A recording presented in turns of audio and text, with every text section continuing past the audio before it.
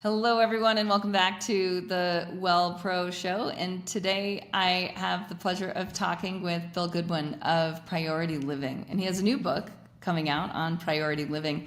What we really want to talk about is his 30 years in leadership and in leadership growth and how he works with leadership training, proactive coaching, and dynamic speaking. So a lot of the wellness pros, they want to get out there more. They want to network better. They want to network smarter to help them really achieve their goals in their business. And often that requires some speaking, some public speaking. So I thought we'd have a good conversation on that and on one of the pillars in priority living around connect. So will you just give people a little bit of background of like what brought you into leadership coaching? Yeah, Kate, it is so good to be with you. Thanks for having me. My kind of that starts way back when I was a teenager. I have an uncle. My uncle Tom was a small business owner with my aunt Carolyn. They lived in Cincinnati, Ohio, and I grew up in Arizona. But they would come out and visit, the extended family and spend time with them. Well, my uncle was very intentional about personal development, and so he, when I was in my teen years, would spend time with me and talk to me about goal setting and growing myself and personal development. This is, dating myself, but back in the 80s when there were these things called cassette tapes, Yeah. and he would give me cassette tapes of Zig Ziglar and books and different ones like that I was Wow. growing myself as a 16, 17-year-old.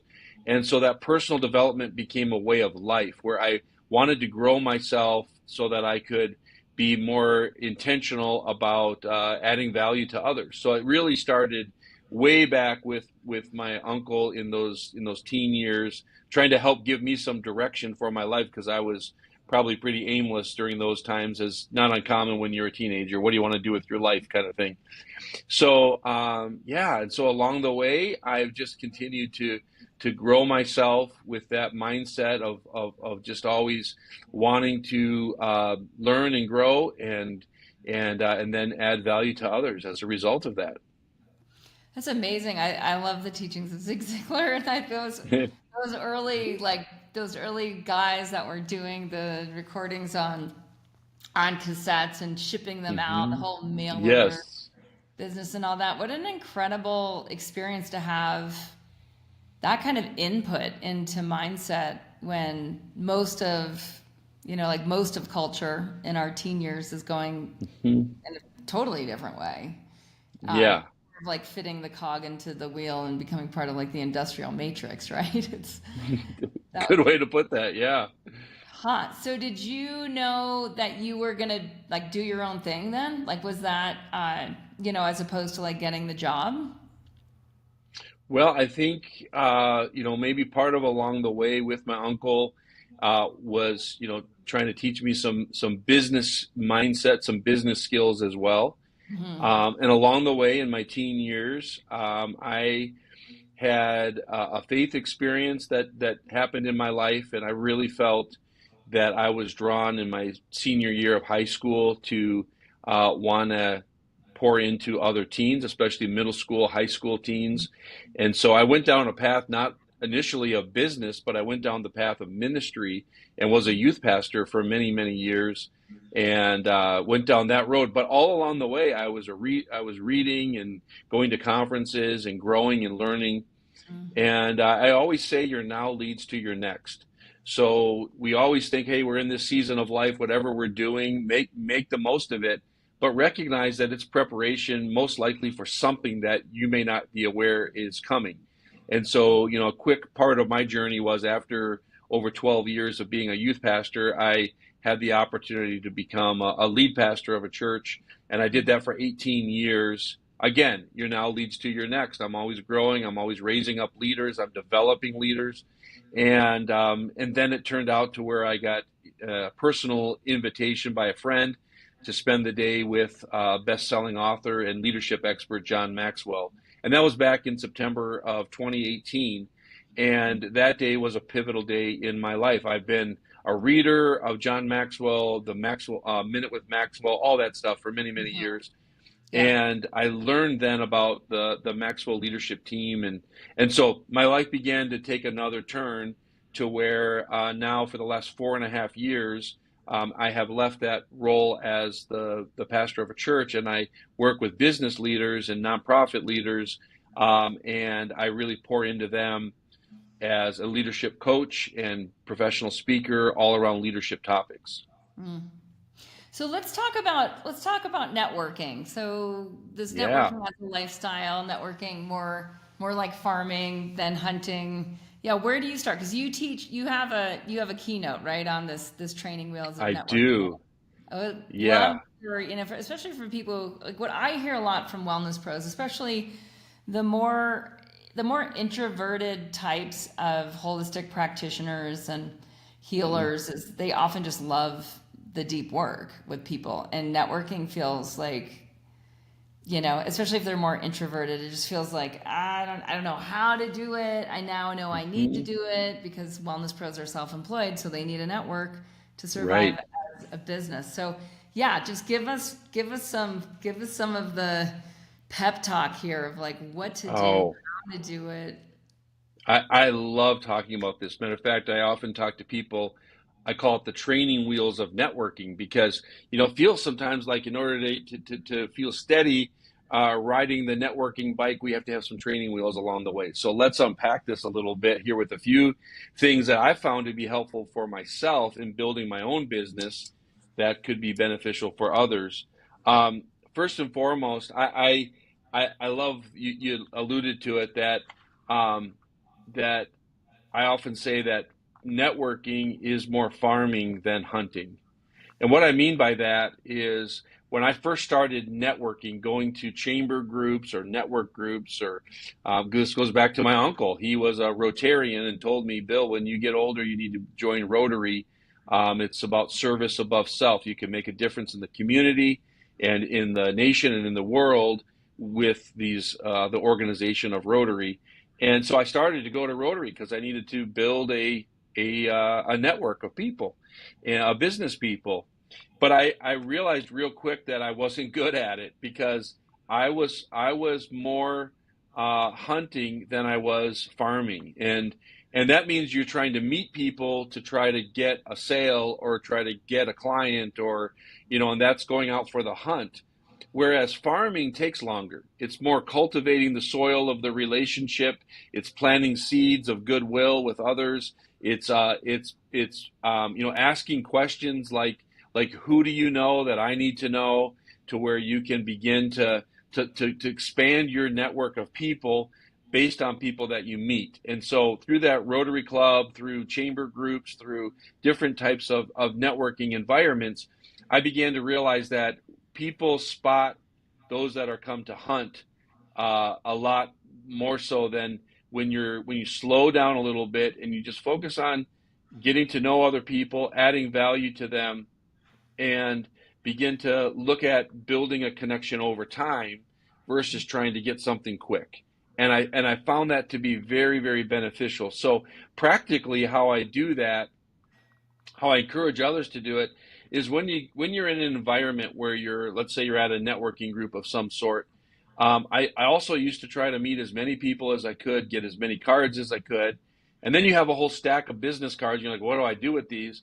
Instead, now I slow down and I try to just meet one, two, maybe three people at that networking event.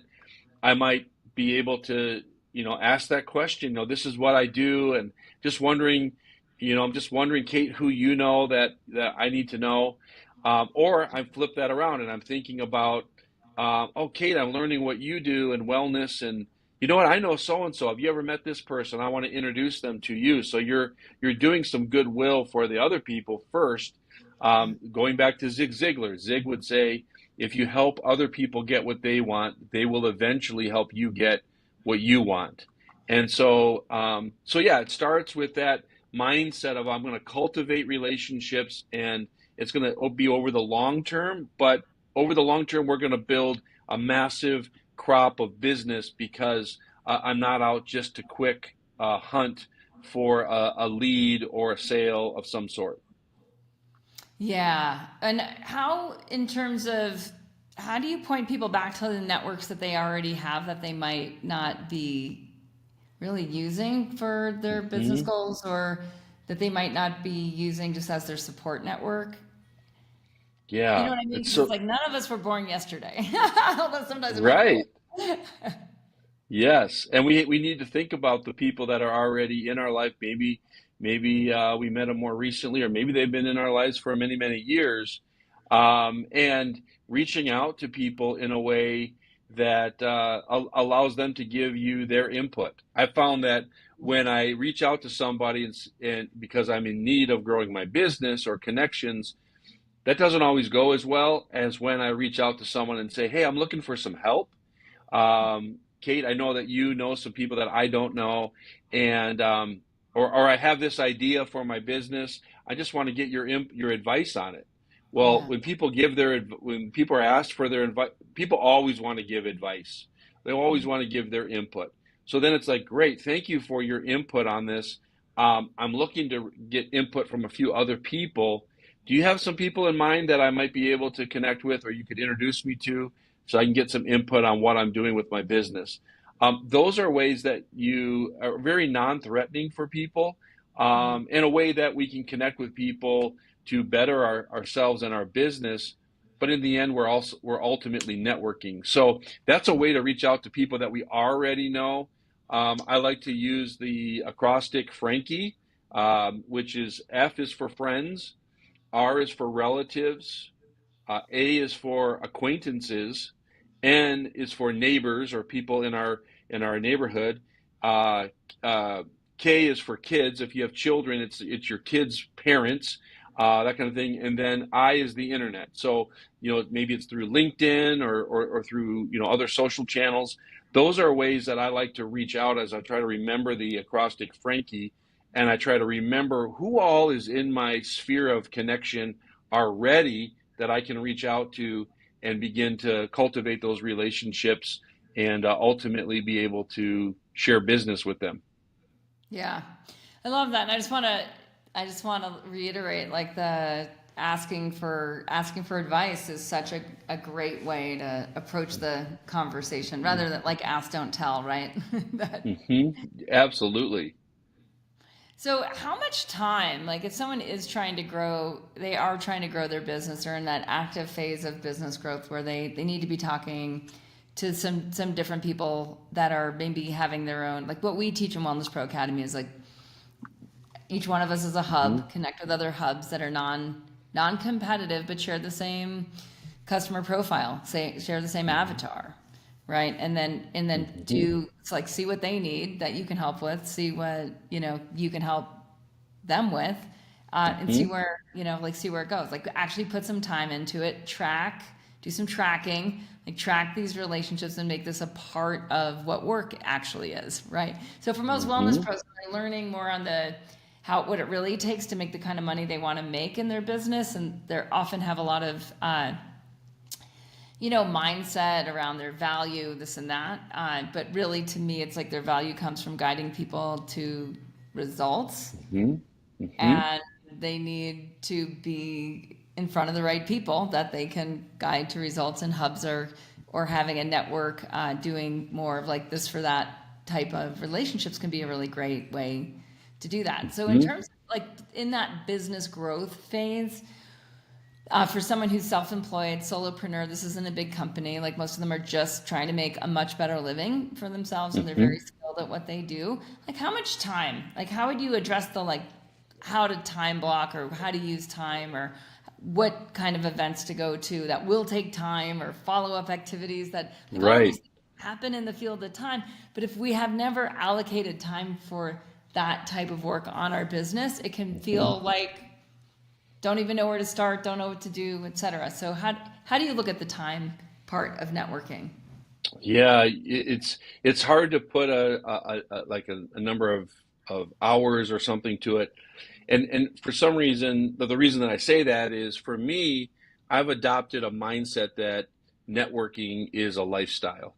So yes, we do go to networking events. We do participate in things like that. Those are important if we're going to scale our business and meet new people, get out of the realm of people that we already know and meet new people. However, if we only look at networking as the times that I go to a chamber event or some other type of quote unquote networking event, then we're missing out, I believe, of the opportunities when it comes to networking because I meet people because I have a mindset of networking is a lifestyle. I find people that I meet all the time that I'm thinking about, is this a potential prospect or future prospect that I could add value to in with the line of work that I'm doing. So I'm not trying to be salesy. No one likes to be sold to, but we Mm-hmm. do know that people do business with people that they know, like, and trust. Mm-hmm. And so it's always about that relationship building with people. It's always thinking about how can I add value to others first in some way, shape, or another. It's always about meeting people, even if we're not at a networking, quote unquote, networking event. There's opportunities to network. You could be on the sideline of your child's soccer game and you're not being salesy, but you're making connections with the other parents, and then all of a sudden you're thinking, I'd like to grab a coffee with so and so and learn more what they do and be able to share what I do, see if there's a way we could support each other in our line of work. So that's where I say networking is a lifestyle versus, okay, I'm going to a networking event and that's the only time that I network. So you need a combination of both is what I find to be beneficial. So to be real specific on the time that you said though, I think that is varies from person to person, but Mm-hmm. I go in spurts of networking, to be honest. Like as far as networking events, where it's like, okay, this next month or this next quarter, I need to be more intentional about getting to more chamber events. I need to Mm-hmm. be more intentional about getting out there a little bit more Mm-hmm. because we're always trying to build our pipeline. That's how we grow and scale our business is filling our pipeline. And so sometimes we start getting the work. We're like, yay, I got some clients, I got some work.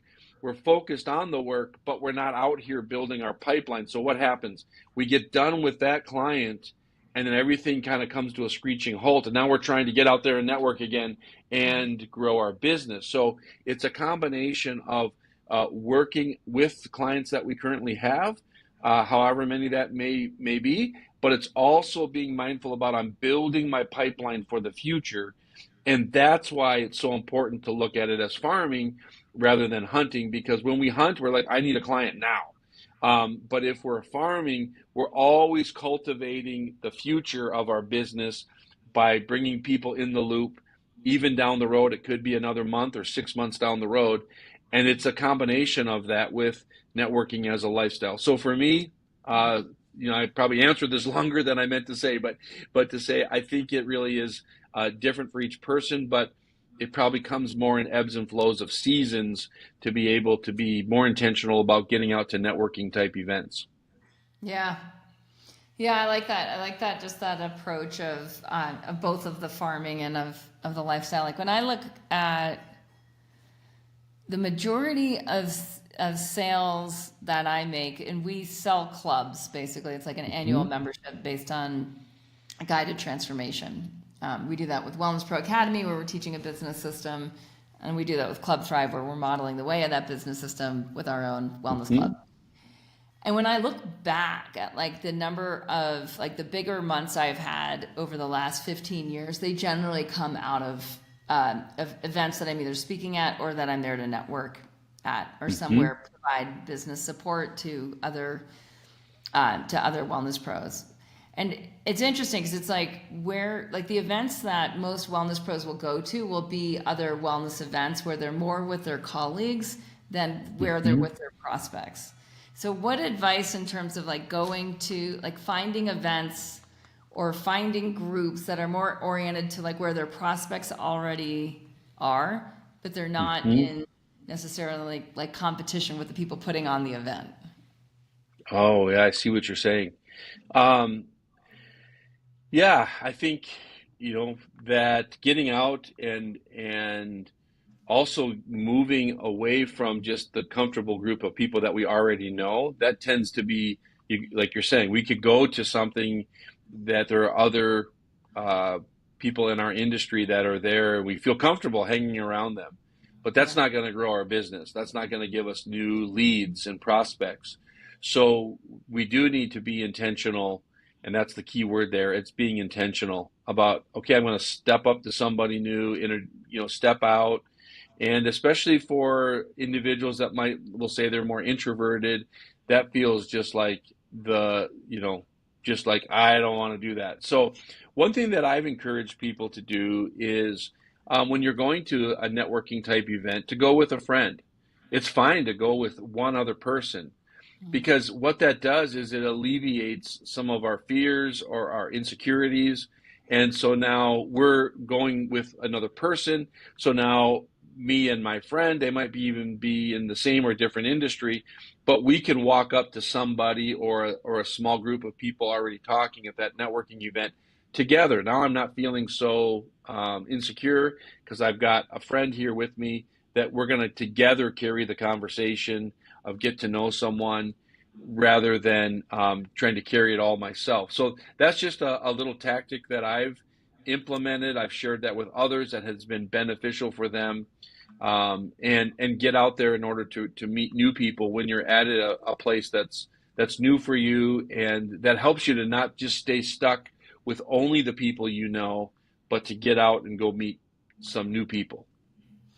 Yeah, I love that. And it also brings to mind, like when I've done that in the past, I can often, connect with a friend that I'm with to someone else that I just met, right? So that's like Mhm. in many ways, you're meeting twice as many people that way if you're both know who you're there to meet, and we're all Right. different, right? Like all of our businesses are different. We all do serve different people. So that's great. It's kind of like a two birds with one stone. Yeah. So, in terms of speaking, now let's talk a little bit about like speaking at events or speaking in front of networking groups, etc. You do a lot with public speaking and have another keynote I on do. speaking. Yeah, for someone who's like what part of the business system that we're teaching is for people to do free talks or low dollar workshops, etc., which aren't really like the revenue of the business, but are just more for exposure and to grow that know, like, and trust factor. Hmm. So, any advice in terms of like how do people get their foot in the door with speaking at Yeah. events? Yeah. A model that I was taught, and especially when I first started out, I used this a lot. Occasionally, I still revert back to it. It's called the free to fee model. And so the free to free model is offering a service to a group of people, could be another business, could be um, another, small business or something like that, that you're offering to come in and do a 15-minute, 20-minute, could be 30 minutes of some type of educational piece. So in this case, it could be wellness, it could be something like that. And but you don't want to leave it at free, but that gets your foot in the door. Free really helps get your foot in the door places. So when I first started out, I would go to real estate brokerages and say, do you guys do leadership development or personal growth? And like all the time. And I said, I would love if you would consider having me come. You'd never heard me speak, but if you'd consider having me come, I could do a 30-minute uh, lunch and learn type thing. And they're like, well, what would you speak on? So I give them a couple topics. I can talk on this or this. And the only thing that I ask really is that you would have, could you think you could have 10 or more people in the room? And they're like, oh yeah, we got like 300 people in our brokerage. I'm sure we could probably get 10, we'll probably have 30 people there. I'm like, well, great. I just need a minimum of 10 people. I would love for all of them to do an evaluation at the end. It helps me get better. And then third, I would love to have 10 minutes with the decision maker at the end of my presentation. That's how I got my foot in the door over and over and over and over again. And so all of that feedback that I got in a little short survey, I implemented those things. I made my slides better. I changed some of my format. I used that feedback to truly get better, so Yeah. that then when I'm being paid for things, I've now had practice getting paid and getting better at what my craft is. The third thing is then you meet with the decision maker, and for me, it was going over, like, from a leadership standpoint, what's going well for you? What would you like to make better? What are pain points for you? And then I was able to offer, if I were to write a proposal based upon your pain points, would you be open to us getting together next week or have a virtual call for 15 minutes? I can lay out a proposal for you. So that was getting my foot in the door in what I do in terms of leadership, development, coaching. But in the wellness industry, it might be, a modification of that. But the free was getting my foot in the door, adding value, and making an opportunity to get myself to grow better, as well as sharing what I do that could make a difference in that particular business. So the free to free model could work really great. The other way it can work really well is speaking at various groups. I mentioned Rotary before. There's a lot of different civic organizations that are always looking for speakers, and they typically don't compensate people. They don't have a budget to compensate. So if you have a 20-minute talk or something, or a networking group or whatever that you develop that you can share at places, like you say, that gets your foot in the door. That opens up people to get to know you, and begins to build some connections with people that you may not have been able to connect if you didn't step out and be willing to create some type of a training or keynote that you're willing to do for a very low fee, or to do it complimentary. Yeah, I love that. Now, what I'm also hearing in that, right, is like it takes time to do the research, Mm-hmm. to find where these things are happening, to doing email, or phone outreach, to having a little menu of little talks that you can give. And this is great, because this is what we teach in Wellness Pro Academy, is like how to Mm-hmm. actually do these things, instead of just like, oh yeah, Yes. I should do that. We're like, oh no, no, Mm-hmm. no, like this has to be on your calendar. If you're not currently normalized in doing this, like this has to become a normal activity for Right. business growth. And I love the parallel to farming, because when I look back at, like, part of the reason it's easy for me to hit my weekly sales quota as a small business is because of that farming for a long period of time, Yes. right? Yes. Like, we all already have been doing that too. I want to emphasize, it's not like we have to start developing relationships. Mm-hmm. Everyone's been developing relationships. Like when we got on, Bill, you were like, oh, Minnesota, oh, Carlton, oh, there's a network, my alma mater, right? There's tons of Mm-hmm. Facebook groups just in that alma mater, right? So it's like we are already part of these groups. Some groups we need Mm-hmm. to intentionally really reconnect with or outreach to, and then continue to build those relationships. Because what we teach in Wellness Pro Academy is very much an upsell model. Like, they don't need to make money from speaking, because they have a good Mm-hmm. upsell for people that are a really perfect fit clients. So I'm really glad that you're advocating for people to have a little menu of talks that are just like a jumping off point for, oh, that's how you Mm-hmm. would be useful to this group of people to talk about something that's highly relevant right now. And you don't have to have 5 talks. Like, if you have 2 talks, just start with one. Just do one talk, right? When Yeah. I was starting out years ago, I had one talk. I gave that talk over and over. I did it so many times. But how do you think I got better? It was because I kept doing it over and over and over again. Yeah. So you don't have to stress yourself and say, I need a menu of 6 talks. How am I going to do that? No, start with one. You can do that with all different groups over and over again to get your foot in the door. The other thing I want to say to this is, if building a business was easy, everybody would do it. And so we have to remind ourselves. My mentor, John Maxwell, says it this way. He says, everything worthwhile is uphill all the way. Everything worthwhile is uphill all the way. And the challenge is, we often have uphill hopes and downhill daily habits. So what we need to do is realize that, okay, it's going to be some hard work to build my business and get to the level of, success, whatever we define that as, and or income level or influence or whatever it is. And so we need to put the systems in place that is like, okay, I need to do this networking. I need to create a talk.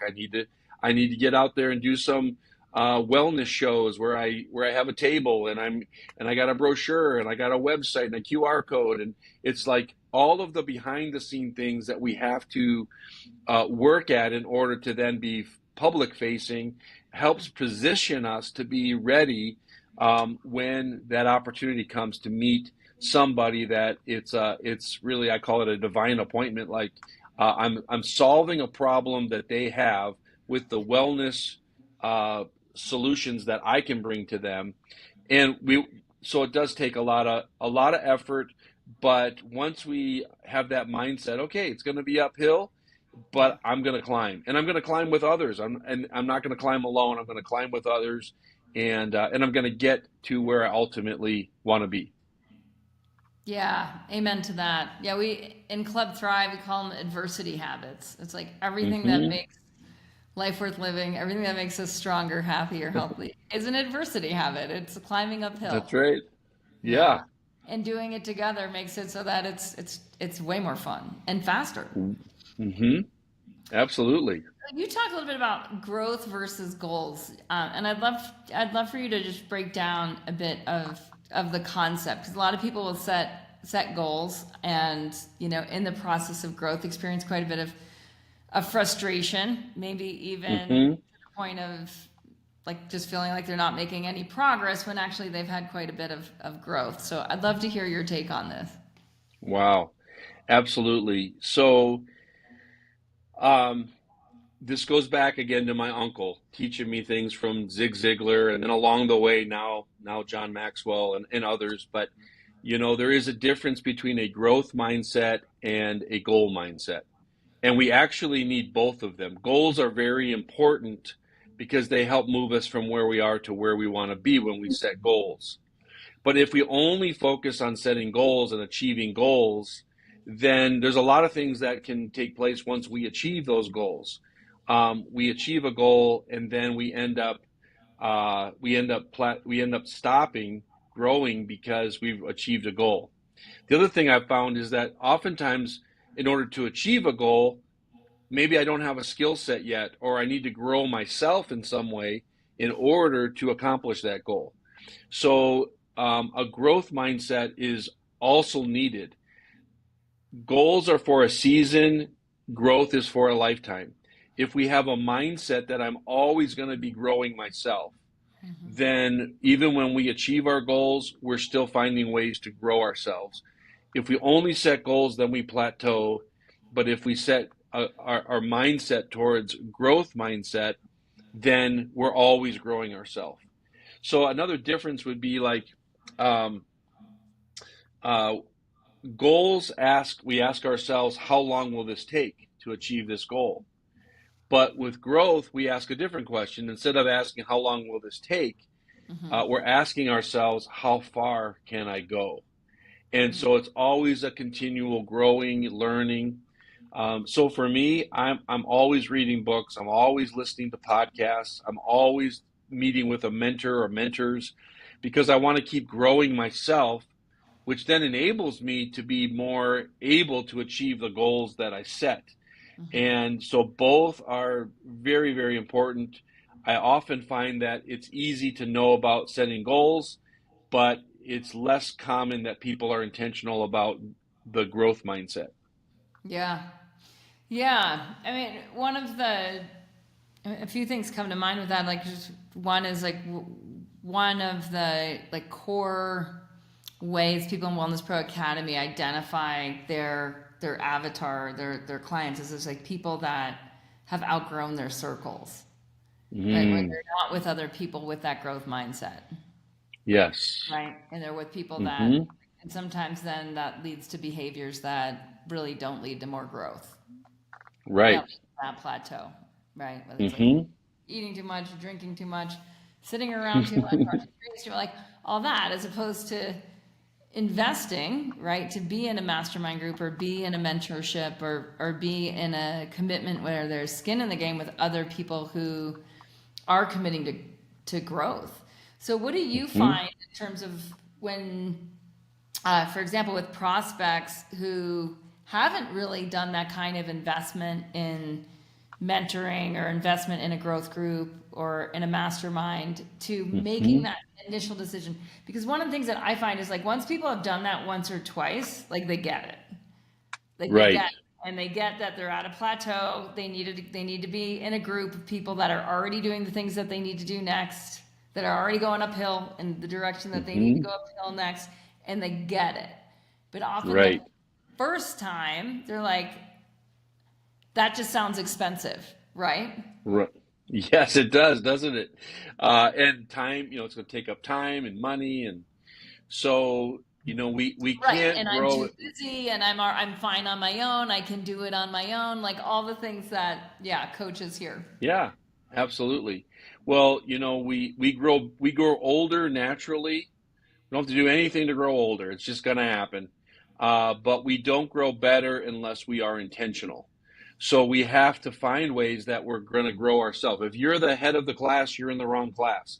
I want to be around people who are bigger, better, smarter, who have been where I am, and they're farther ahead, so I can learn from them how I can continue to grow myself.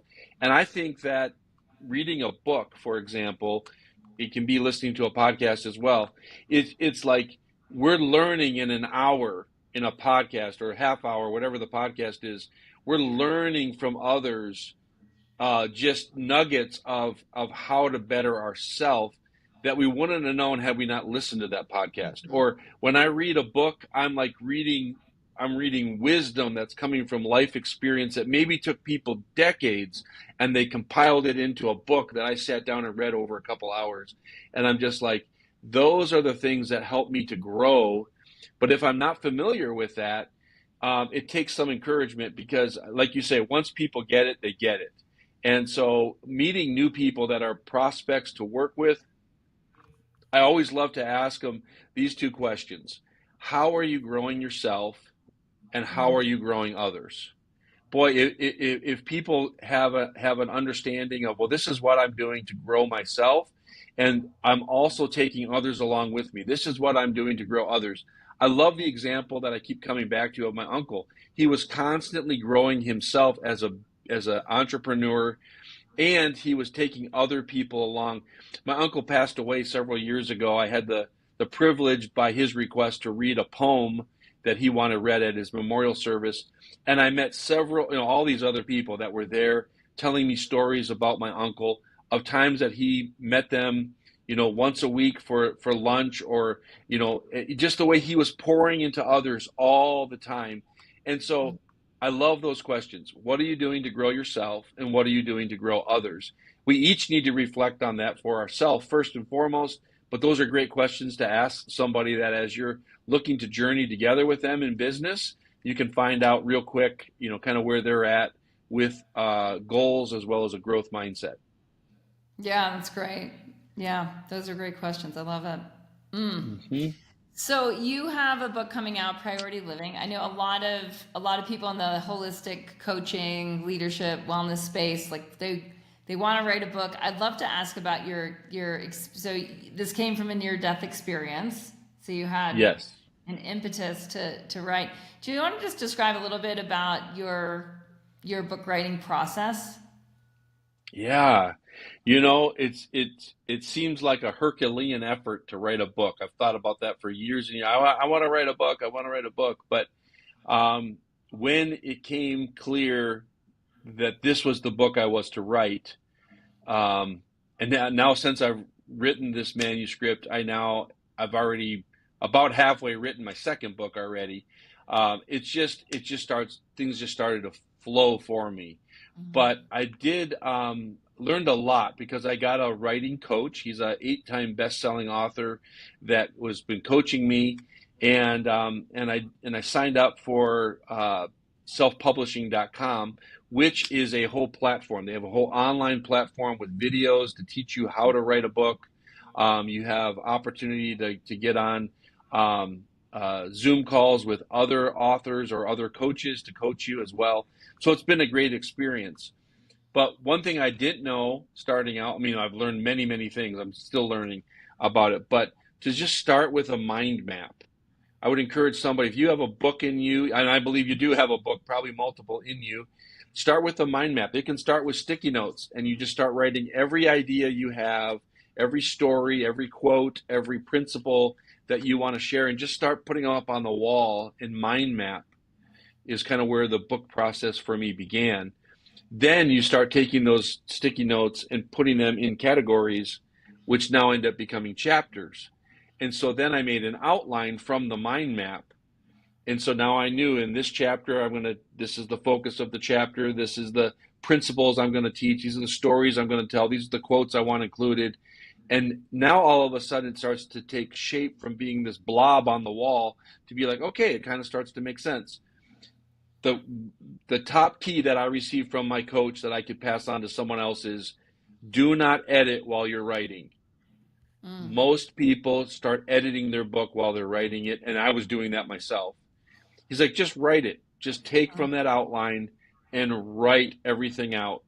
Yeah. Editing is a whole nother process that has got multiple steps to it. And when you get a good editor, they're not only gonna do the punctuation and spelling, they're going to say, does this fit here? Do you need to share more about this topic here, or this story here doesn't quite make sense? And things like that. They begin to move things around in the book. It's like a puzzle. And I found it to be just a wonderful, actually a therapeutic process of just writing, getting it all out based upon how I created the mind map, then the outline. And then you watch it really take shape when an editor starts to work with you on pulling it together. How long did it take you? It took me longer than most people, probably. It took me about a year. And I just kind of set out that there were days I kind of set a goal, and I would schedule my time of writing. So it wasn't like I need to have some inspiration to write. I was like, I'm scheduling myself to be a little bit more disciplined. And sometimes I'd schedule myself, I'm going to write 500 words today. Didn't write all day. I just wrote for an hour or 2 hours. I'm going to write 500 or 1,000 words today, and then I'm done. And I might have had more flow in me, I guess you could say, but I'm like, nope, I've done what I'm going to do. I'm going to stop. I'll pick it up tomorrow, or my next time, and I'll write out another 500 or 1,000 words. And I think my book is 38,000 words or something like that. Yeah, that's kind of been part of my process with it. Well, great. Well, we look forward to it coming out later this month. So Priority Living. And Yes. Thanks for all the tips. It's been great, Bill, just to talk about networking and business growth and goals. Anything you want to share in closing? Oh, it's been so great having this conversation with you. And yeah, I just encourage the readers, if I could add value to you through Priority Living. The subtitle is 7 Pillars to Make Your Life Count. And by the beginning of October, it'll be on Amazon. And it's been awesome talking with you. I'm so grateful to just have this conversation and add value to your listeners. Oh, great. Thanks, Bill. Keep smiling. All right, you guys. Hello, listeners. So I have created for the wellness pros out there who listen to this show, the Wellness Pro Launchpad, and I'll get you in for free. Just go to wellnesspro.academy /Launchpad, LAUNCHPAD, Launchpad, and then just fill out the form and we'll get you right into this school classroom in here. And in the Launchpad, it's really cool. Like, you get to see yourself as the hero in the path of the Wellness Pro, and then your client's transformation and A to B, and your vibe and your brand, your investment story, and design the journey for your clients, patients, or students, and then how to price from results. So these lessons are super short. They're each about 10 minutes, and you'll have a reframe on how to launch and scale the next phase of your wellness career. So wellnesspro.academy /Launchpad. And then on the inside, if you really want to launch, you can, like, your next phase of growth as a wellness pro, then you can talk to me. See you soon.